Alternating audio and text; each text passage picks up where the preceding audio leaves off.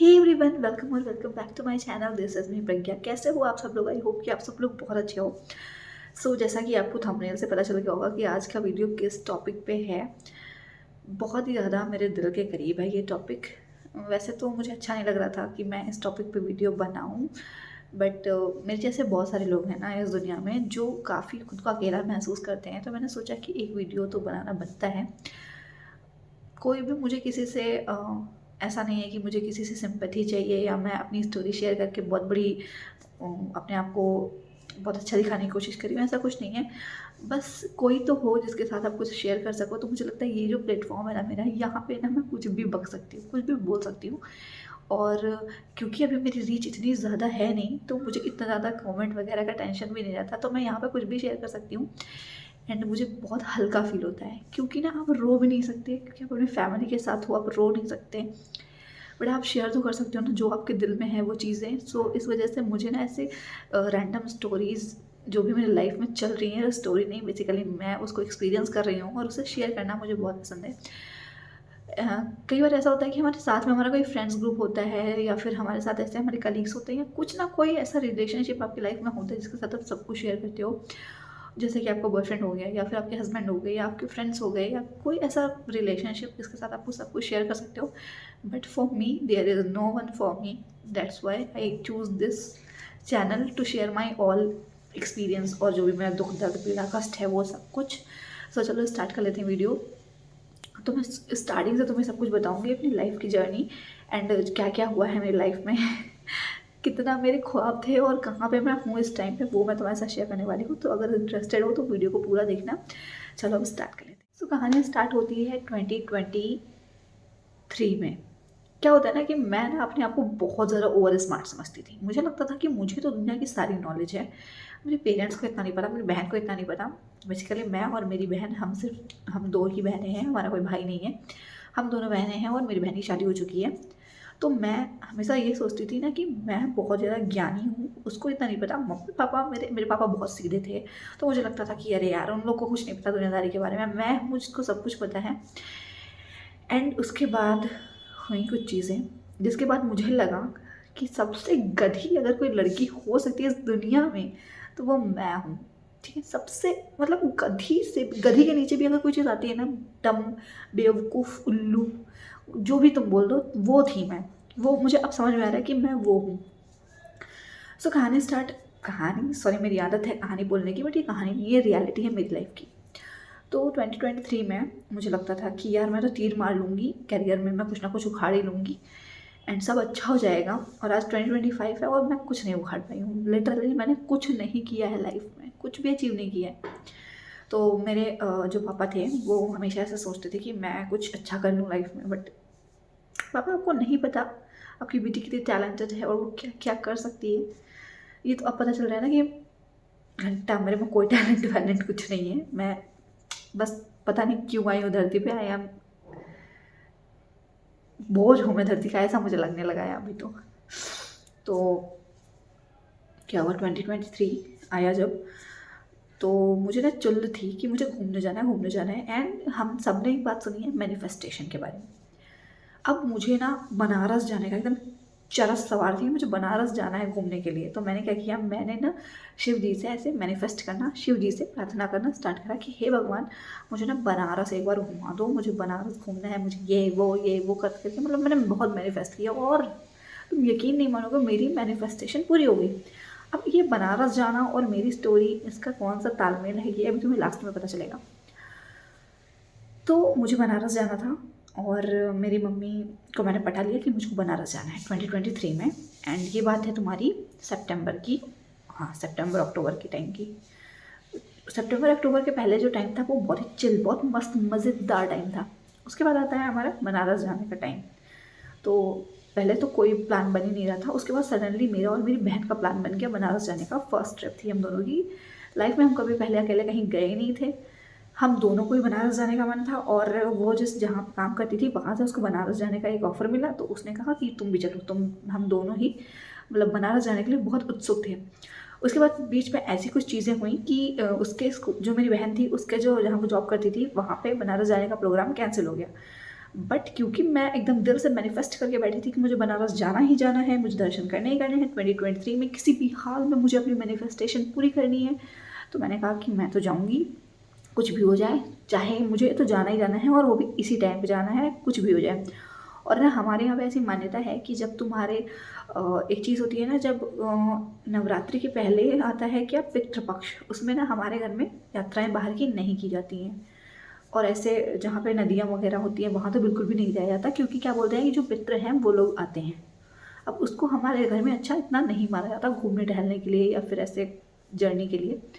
और क्योंकि हमारा पहली बार था, मैं और मेरी बहन हम दोनों कभी पहले नहीं गए थे, बट वो मुझे लग रहा था कि मेरी मैनिफेस्टेशन पूरी होने वाली है, क्योंकि मैंने इतना मांगा था भगवान से, हाथ जोड़ जोड़ के कि भगवान मुझको बनारस घुमा दो, मुझे बनारस जाना है, मुझे बनारस घूमना है, मुझे बनारस देखना है, ये वो।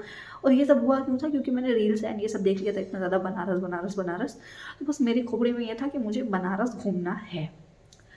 अब मुझे बनारस जाना था, मेरी मैनिफेस्टेशन पूरी हो रही थी, तो मैं खुशी से एकदम झूम रही थी, क्योंकि मेरी मैनिफेस्टेशन पूरी हो गई थी। मैं 1 महीने 2 महीने से जो चीज़ भगवान से मांग रही हूँ फाइनली वो मुझे मिल रहा है, तो मुझे एकदम यकीन हो गया था मैनिफेस्टेशन नाम की जो चीज़ होती है वो 100% होती है। अब मैं बहुत खुश थी, मम्मी भी खुश, ठीक है चलो तुम लोग जा रहे हो चले जाओ। मैंने पापा से पूछा कि पापा आप चलोगे? पहले तो पापा ने पापा बोले कि किसके साथ जा रहे हो तुम लोग, और हम लोगों ने बोला कि हम लोग अकेले जा रहे हैं। उन्होंने कुछ नहीं बोला, उन्होंने कहा ठीक है। मैंने पापा से पूछा कि पापा आप भी चलो, बट वो रेडी नहीं हुए। बट ठीक है, उनकी जानकारी में गए थे, ऐसा नहीं था कि हम बिना बताए चले गए हों। तो मैं और मेरी बहन फिर हम लोग डिसाइड करा कि इस दिन हमको जाना है। उसकी जिस दिन छुट्टी थी उस दिन हम लोगों ने डिसाइड करा और हम दोनों निकल गए। हम लोग बनारस गए, बनारस में घूमे टहले, खूब एंजॉय करा। लाइफ में वो मेरी पहली और आखिरी ट्रिप ऐसी है जो मैं अपनी बहन के साथ गई और जिसमें मैंने इतना एंजॉय करा। और हम दोनों अकेले गए थे। आखिरी में इसलिए बोल रही हूँ क्योंकि अब वो चीज़ वापस नहीं हो सकती, क्योंकि एक पर्सन को हम खो चुके हैं, तो इसलिए वो चीज़ वापस नहीं हो सकती। बट हाँ, हाँ अपनी बहन के साथ जाएंगे, बिल्कुल जाएंगे। बट तब वो सिंगल थी, अभी उसकी शादी हो चुकी है। तभी हमारी लाइफ में कोई दुख नहीं था। अभी हमने पता नहीं क्या क्या एक्सपीरियंस कर लिया है, तो वो एक दूसरी चीज़ है। तो हम मैं और मेरी बहन हम दोनों बनारस चले गए। हमने दर्शन वर्शन किए, बहुत अच्छे से दर्शन किए। एंड फिर हम लोग खुशी खुशी वहाँ से, जितने भी हमें शौक था जिस जिस जगह जाने का, जहाँ रुकने का, जो खाने पीने का, हमने सब खाया पिया, खूब मज़े करे। फिर हम आ गए अपने घर। ठीक 2 या 3 दिन का ट्रिप था, वो लेके हम घर आ गए। घर आए, मेरी बहन की तबीयत ख़राब हो गई, मेरी तबीयत ख़राब हो गई एकदम बहुत ज़्यादा। चलो मैनेज करा, कुछ किसी तरह मैनेज किया हम लोगों ने। उसके बाद 10 आई थिंक 8-10 दिन बीते होंगे। फिर एक दिन अचानक से मेरे जो पापा हैं उनकी ना तबीयत हल्की ख़राब हो गई, उनको उल्टी होने लगी। उल्टी के बाद ना उनको ऐसा पेट में बहुत दर्द होने लगा। तो रात का टाइम था, तो मैंने बोला कि पापा चलते हैं हॉस्पिटल, चलते हैं एंड दिखा के आते हैं कि क्या प्रॉब्लम है, क्योंकि फिर अगर रात में ज़्यादा प्रॉब्लम हो जाएगी तो कैसे हम लोग क्या करेंगे, मैनेज कैसे करेंगे, मैनेज हो नहीं पाएगा। तो चलो चल के देख के आते हैं कि आखिर आपको क्या प्रॉब्लम है। तो मेरे पापा क्या बोलते कि अरे इतनी कोई ज़रूरी प्रॉब्लम, इतनी कोई बड़ी बात नहीं है, तुम इतना परेशान मत हो, तुम सो जाओ, सुबह चल लेंगे, अगर कुछ दिक्कत होगी तुम इतनी परेशान मत हो, मैंने दवा ले ली है। तो मैंने गुस्सा उस्सा मैंने उन पर किया कि अरे चले चलो ये वो, बट उन्होंने नहीं माना। तो मैंने भी ज़्यादा जोर नहीं दिया कि चलो चलो। तो वो सो गए और मैं भी सो गई, मम्मी भी सो गई, सब सो गए। उसके बाद मॉर्निंग हुई, हम लोग सब ठीक ठीक ठीक थे, क्योंकि नवरात्रि चल रहे थे। क्योंकि मैं पितृपक्ष में घूमने गई थी और मैं आ गई थी, उसके बाद नवरात्र स्टार्ट हो गए थे। और उसी बीच में पापा की तबीयत ख़राब हो गई अचानक से, तो उनको पेट दर्द होने लगा। तो ऐसे बेसिकली हम सबके घर में पेट दर्द तो वैसे बहुत नॉर्मल है, हर किसी को कभी ना कभी पेट दर्द हो ही जाता है। तो हम लोग को भी ऐसा लगा कि पेट दर्द ही है, ऐसे नॉर्मल सा, इतनी कोई बड़ी बात थोड़ी ना है। तो उस मॉर्निंग हुई, पापा जो थे वो एकदम ठीक ठाक थे। उसके बाद उनको फिर से पेट दर्द होने लगा। तो मैंने कहा कि चलते हैं, अब दिखा के आते हैं डॉक्टर को। तो मेरे पापा का खुद का मेडिकल का काम था, तो उन्होंने बोला कि तुम टेंशन मत लो, मैंने एक पर्सन को बुलाया है, वो अभी आएगा, वो मुझे दवाइयाँ वगाइयाँ जो मुझे चाहिए वो मैंने उससे मंगा ली है। इंजेक्शन मुझे पता ही है कि कौन सा लगना है, तो मैंने इंजेक्शन मंगा लिया है और अभी मैं लगवा लूँगा इंजेक्शन और मैं ठीक हो जाऊँगा बिल्कुल। तो हम लोग ने भी है ना ऐसे कहा कि ठीक है कोई बात नहीं, क्योंकि उनको ज़्यादा पता था उस सब बारे में, हम लोग तो इतना दवा वगैरह के बारे में जानते नहीं थे। तो मैंने बोला कि ठीक है, और मम्मी ने भी बोला कि ठीक है चलो। फिर ऐसा करते करते ना 2-3 घंटे बीत गए और उनका दर्द नहीं सही हो रहा था। तो मुझे लगा कि अभी तो सही हो जाएगा। फिर उसके बाद में उनको इंजेक्शन भी लग गया और विदिन इंजेक्शन लगा उसके आई थिंक 15 या 20 मिनट के बाद ना उनको और ज़्यादा दर्द होने लगा। जब उन्हें और ज़्यादा दर्द होने लगा तो मेरे चाचा किसी काम से घर आए थे, तो उन्होंने एक दवा ली पेट दर्द की और वो भी खिला दी मेरे पापा को, क्योंकि हम लोग सब ये चाहते थे कि इनको आराम हो जाए, बट उनकी मना करने की वजह से हम लोग डॉक्टर के यहाँ नहीं जा रहे थे। अब हम लोग ने इतना ज़्यादा लंबा सोचा भी नहीं था ना, क्योंकि एक पेट दर्द छोटा सा, क्योंकि हम लोग को लगता है कि पेट दर्द सर दर्द बहुत छोटी चीज़ है, वो नॉर्मल ठीक हो जाएगी। और इसके पहले मैंने कभी ऐसा कोई केस देखा भी नहीं था जहाँ पे पेट दर्द की वजह से इतना कुछ हो जाए। तो मुझे लगा कि ठीक है वो सही हो जाएंगे। बट फिर मैं थोड़ा घर का काम करने लगी एंड मम्मी वहीं पे बैठी हुई थी और पापा को पेट में दर्द हो रहा था। फिर अचानक से पापा को पैर में दर्द होने लगा। इतनी देर में क्या हुआ कि बहुत ज़्यादा ही पेन होने लगा मेरे पापा को, और वो उनको हम लोगों ने बोला कि अच्छा बहुत ज़्यादा पेन हो रहा है, अब हमें हॉस्पिटल के मतलब हमें डॉक्टर के पास चलना ही होगा, हॉस्पिटल चलना ही होगा। तो क्या हुआ कि मैंने अपने पापा को उठाया और मेरे जो चाचा थे उन्होंने भी मेरी हेल्प करी और हम दोनों ने उठाया उनको। बट वो ऐसा सिचुएशन था उनका कि वो खड़े ही नहीं हो पा रहे थे, और जैसे ही वो खड़े हुए ना उनके दोनों पैर ने जवाब दे दिया और वो एकदम से ज़मीन पे गिर गए। तो हम लोग भी शॉक्ड हो गए कि अरे पेट दर्द में इतना, मतलब पेट दर्द हो रहा था और अगर हल्का फुल्का पैर दर्द हो रहा था तो इतना कैसे कि तुम्हारे पैरों में जान ही नहीं है। फिर हमने उनको बैठाया बिस्तर पे। हमने जैसे उनको बिस्तर पे बैठाया, जैसे हमने उन्हें बिस्तर पे बैठाया, एकदम से उन्हें एकदम से ना उनके एकदम से उनके मुंह से खून की उल्टी हुई। और यार मुझे लगा कि बहुत देर हो गई है, बहुत देर हो गई है, और ये सारी चीज़ें मतलब इतनी ज़्यादा तुम सोच नहीं सकते। मैं अभी भी सोच रही हूँ तो मुझे बहुत बहुत गंदा लग रहा है, बहुत बुरा फील हो रहा है। तो उनके मुंह से खून की उल्टी हुई और मैंने कहा कि फ़ौरन हमें इनको लेकर चलना चाहिए। और इतनी देर में यार मेरे को कुछ समझ में नहीं आया कि हुआ क्या आखिर। वो 2 मिनट बहुत ज़्यादा होते, 2 सेकेंड, 2 सेकेंड के अंदर ना मेरे सामने बैठे थे मेरे पापा। सिर्फ 2 सेकेंड लगे और चीज़ें ख़त्म। सिर्फ 2 सेकेंड लगे एंड मैं इतना तेज़ चिल्लाने लगी कि क्या हुआ, पापा को हॉस्पिटल लेके चलना चाहिए, पापा को हॉस्पिटल लेके चलो चलो, क्योंकि कोई था ही नहीं वहाँ पे, कौन लेके जाता, मैं और चाचा ही थे सिर्फ। और मेरे पापा थोड़े मतलब ऐसे थे कि उनको लेके जाना इतना आसान नहीं था।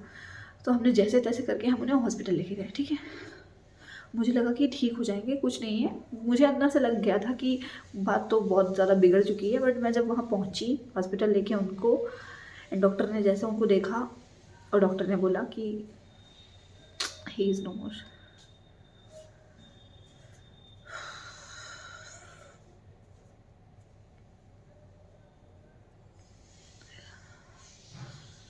डॉक्टर ने बोला कि आपके पापा को हार्ट अटैक आया है और वो अब इस दुनिया में नहीं है।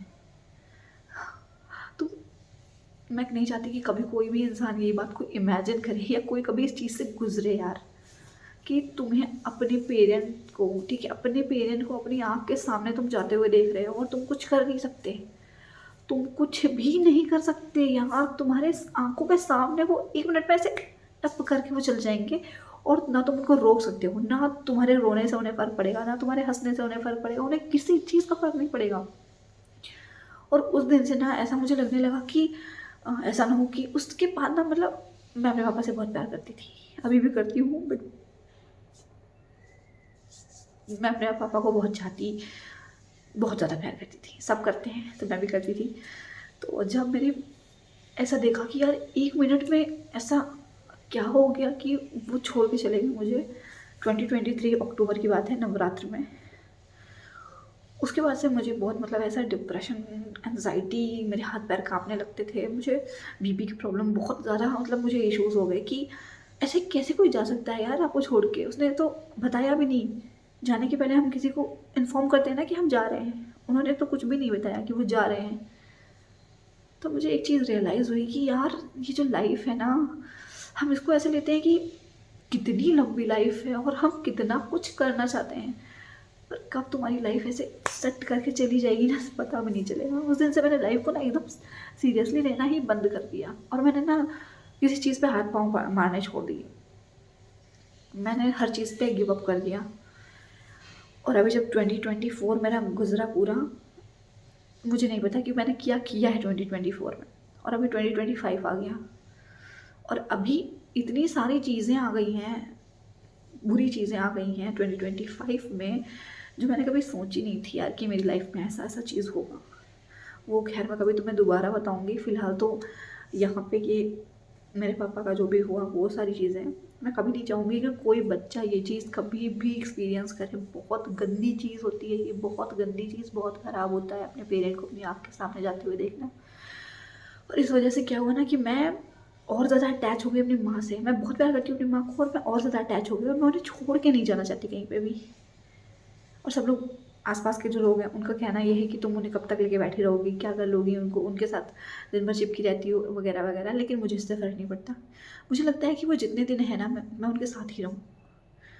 और ये चीज़ ना कोई समझता नहीं है, मेन बात ये है।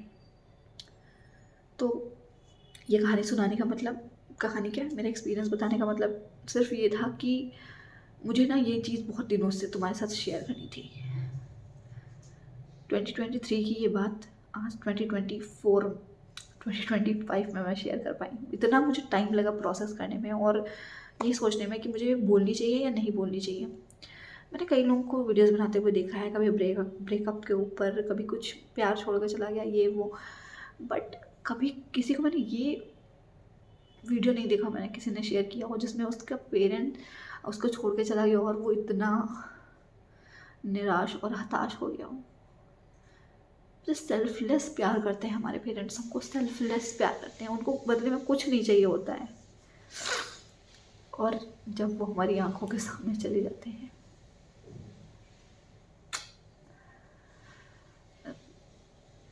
एक साल तो हो गया, एक साल से थोड़ा 2-3 महीने ज़्यादा हो गए हैं मेरे पापा को गए।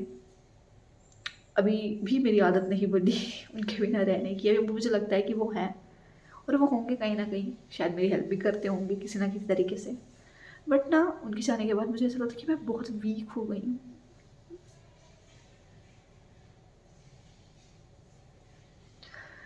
और मैं कैसे यहाँ पे अपने आप को कंट्रोल करके ये बात बता रही हूँ, ये सब मुझे ही पता है।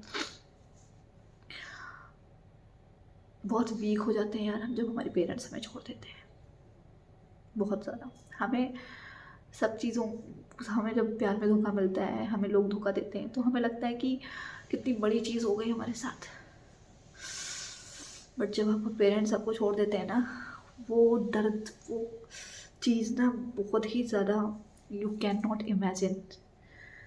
उसके बाद ऐसा नहीं है कि मुझे किसी ने धोखा नहीं दिया, वो एक अलग कहानी है। उसके बाद तो बहुत सारे लोगों ने मेरे साथ ऐसे ऐसे बिहेवियर किए हैं कि मैं अगर उसको बताने जाऊँ ना तो मेरे ख्याल से एक सीरीज़ बन सकती है कि किसने मेरे साथ कैसे कैसे बिहेवियर किया। Toxic relatives, toxic friends, toxic partner, toxic ये टॉक्सिक वो, एक बहुत लंबी सीरीज़ बन सकती है। और मैं सोच रही हूँ कि मैं एक सीरीज़ ही बना दूँ। तो अभी मैं एक चीज़ ये बता दूँ तुम्हें कि इस जो मेरा एक्सपीरियंस था इसमें बनारस का क्या रोल था।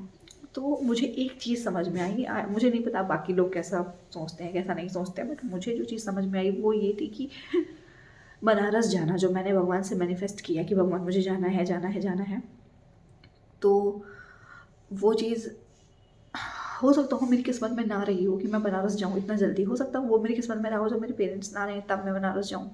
बट क्योंकि मैंने उसको इतना जल्दी मैनिफेस्ट करवाया भगवान से, तो उन्होंने मुझसे एक मेरी प्यारी चीज़ छीन ली और बदले में मेरा एक चीज़ मैनिफेस्ट कर दिया। मुझे ना ये मैनिफेस्टेशन जो चीज़ है वो थोड़ी निगेटिव सी लगी इस चीज़ में कि आपको वो चीज़ तो मिल जाएगी जो आप चाहते हो, बट उसके बदले में आपको कुछ उससे ज़्यादा सफ़र करना पड़ेगा। मुझे इतना तो नहीं पता मैनिफेस्टेशन का ये रूल वगैरह, बट ये चीज़ मुझे समझ में आई कि, और ये ऐसा नहीं है, इसके अलावा एक और चीज़ मेरे साथ हुई है जिसमें भी सेम लॉजिक यूज़ किया मैंने, और तब मुझे ये मैनिफेस्टेशन वाला जो ढकोसला है वो पूरा मुझे बेकार ही लगने लगा कि यार भगवान को जो देना होगा वो तुम्हें खुद से दे देंगे, मांगने की कोई ज़रूरत नहीं है, मैनिफेस्ट करने की कोई ज़रूरत नहीं है। सो बस यही थी मेरी एक 2023 का बहुत ही गंदा एक्सपीरियंस। एंड भगवान का भी ऐसा एक्सपीरियंस किसी को ना हो। ठीक, तुम अपनी आंखों के सामने किसी को जाते हुए कभी भी ना देखो। उसके बाद ना तुम्हें ऐसा लाइफ से नफरत हो जाती है यार कि क्या है ज़िंदगी। ऐसा नहीं बहुत लोगों ने अपने को खोया होगा, बहुत सारे लोग हैं जिन्होंने अपनों को खोया है, ऐसा नहीं कि मैं पहली इंसान हूँ। बट जब अपनी आँख के सामने आप किसी को जाते हुए देख रहे हो, वो दो दो 2 सेकंड पहले वो इंसान जिंदा है और एकदम से तुम्हारे सामने वो चला गया और तुम ना उसको देख पा रहे हो कि वो कहाँ गया, ना उसने तुम्हें कोई मैसेज दिया कि वो क्यों जा रहा है, कहाँ जा रहा है, और वो चला गया सडनली। हम जिनसे प्यार करते हैं उनके पल पल की अपडेट रखते हैं। रोज़ फ़ोन करती थी, हाँ पापा मेरे लिए ये ले आइएगा, पापा मेरे लिए वो ले आइएगा, आधे टाइम ये कर दीजिएगा, वो कर दीजिएगा, इतने पैसे दे दीजिएगा, ये कर दीजिएगा, ये खाने का मन है। एंड सडनली वो इंसान आपकी लाइफ से एकदम गायब, बिना किसी अपडेट के। और सब जब उनकी जो अंतिम क्रिया वगैरह हुई उसके बाद ना, उनके जो होता है ना, अस्थियाँ लेकर आते हैं, तो ना मेरे दादा हैं, मेरे ताई जी के बेटे, वो मेरे पापा की अस्थियाँ लेकर आए। तो मुझे ना ऐसा इतना गंदा फील हुआ कि मैं तुम्हें शेयर ही नहीं कर सकती, एक्सपीरियंस ही नहीं शेयर कर सकती वो चीज़, और ना मैं चाहती हूँ कि कभी तुम्हारे साथ ऐसी चीज़ हो। वीडियो बहुत लंबा हो गया, आई डोंट नो कोई देखेगा कि नहीं देखेगा, बट मेरे दिल की भड़ास निकल गई। बहुत दिनों से शेयर करना चाहती थी मैं ये चीज़। तो सपनों के पीछे भागो, बट अपनों के पीछे भी भागो क्योंकि सपने अगर पूरे हो जाएंगे तो क्या पता अपने साथ ना रहें, और अपने अगर साथ रहेंगे तो ऑटोमेटिकली सपने पूरे हो जाएंगे। पता नहीं किसके लिए मैं ये वीडियो बना रही हूँ, कौन देखने वाला है, कुछ भी हो, बट